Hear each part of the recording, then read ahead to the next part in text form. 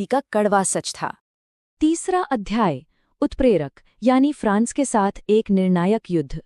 अपनी इस नीति को हकीकत में बदलने के लिए बिस्मार्क को एक आखिरी दुश्मन की जरूरत थी, एक ऐसा दुश्मन जिसके खिलाफ युद्ध सारे जर्मन राज्यों को एक साथ ले आए, और वो दुश्मन था फ्रांस। स्रोत के हिसाब से दक्षिणी जर्मन राज्य अभी भी आज़ाद थे और उन्हें प्रशिया के झंडे तले एकजुट होने के लिए एक बड़े बाहरी खतरे की जरूरत थी।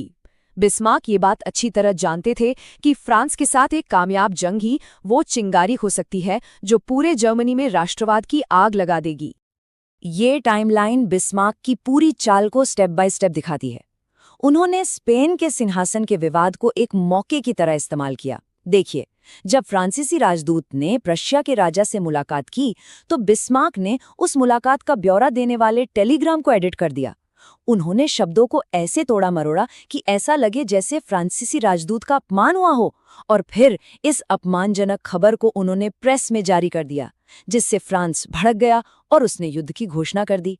नतीजा, सेडान की लड़ाई में फ्रांस की करारी हार और जर्मनी का एकीकरण लगभग तय हो गया।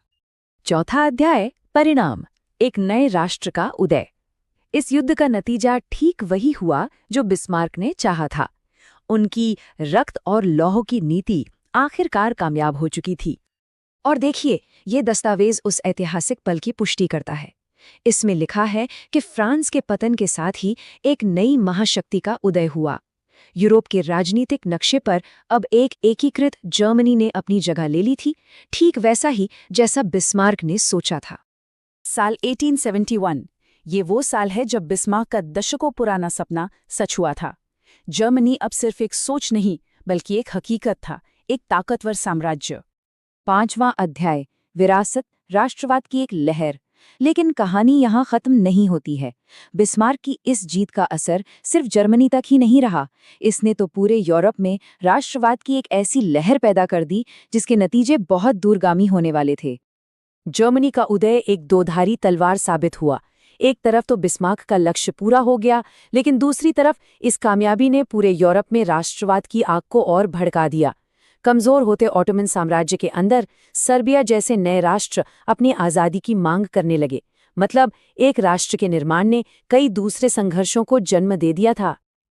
और ये चीज़ हमें इस विश्लेषण के आखिर में एक बहुत ज़रूरी सवाल पर लाकर छोड़ देती है।